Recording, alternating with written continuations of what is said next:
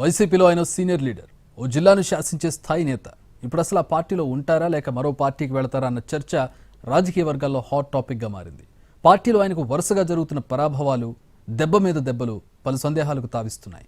అసలు ఆ నేత ఎవరు, ఆయనకు వచ్చిన ఇబ్బందులేంటి?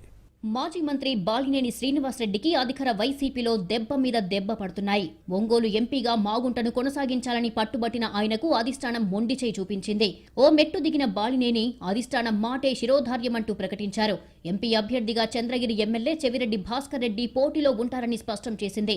ఇంతలోనే చెవిరెడ్డికి ప్రకాశం జిల్లాతో పాటు కందుకూరు, కావలి అసెంబ్లీ నియోజకవర్గాల బాధ్యతలు అప్పగించింది. ఈ వ్యవహారంతో పుండు మీద కారం చల్లినట్టుగా పరిస్థితి తయారయ్యింది. విజయవాడ నుంచి ఒంగోలుకు వచ్చిన ఆయన తిరుగుటపాలో ఒంగోలు నుంచి హైదరాబాద్ కు వెళ్లిపోయారు. దీంతో ఆయన పార్టీ మారవచ్చనే ప్రచారం జోరుగా సాగుతోంది. సన్నిహితులతో చర్చించిన అనంతరం ఆయన ఓ నిర్ణయానికి రావచ్చని భావిస్తున్నారు. గతంలో ఉమ్మడి ప్రకాశం జిల్లాలో పార్టీపై పూర్తి పట్టున్న బాలినేనికి ఇప్పుడు జిల్లాలో తగిన ప్రాధాన్యత ఇవ్వటం లేదన్న భావనలో ఉన్నారు. 5 సార్లు ఎమ్మెల్యేగా గెలిచిన బాలినేని 2 సార్లు మంత్రిగా కూడా పనిచేశారు. సామాజిక వర్గాల సమీకరణాలతో మంత్రి పదవిని కోల్పోయారు. ప్రకాశం, బాపట్ల, నెల్లూరు జిల్లాల రీజనల్ కోఆర్డినేటర్గా పనిచేశారు. 30 ఏళ్ల బాలినేని రాజకీయ చరిత్రలో ఎప్పుడూ లేని విధంగా తన వెనక కుట్ర జరుగుతోందని ఆరోపిస్తున్నారు.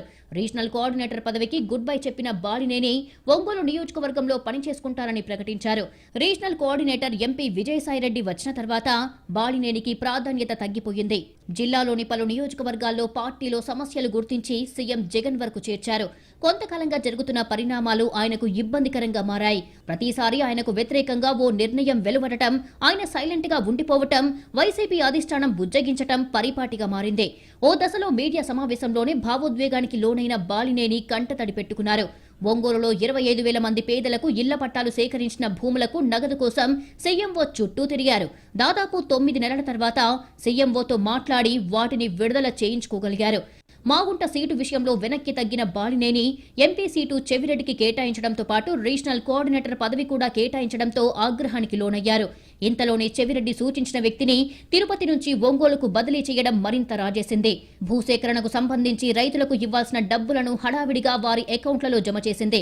గత 3-4 రోజులుగా సాగదీసిన అధికారులు 216 మంది రైతుల బ్యాంక్ అకౌంట్లకు 126.34 కోట్లను జమ చేశారు.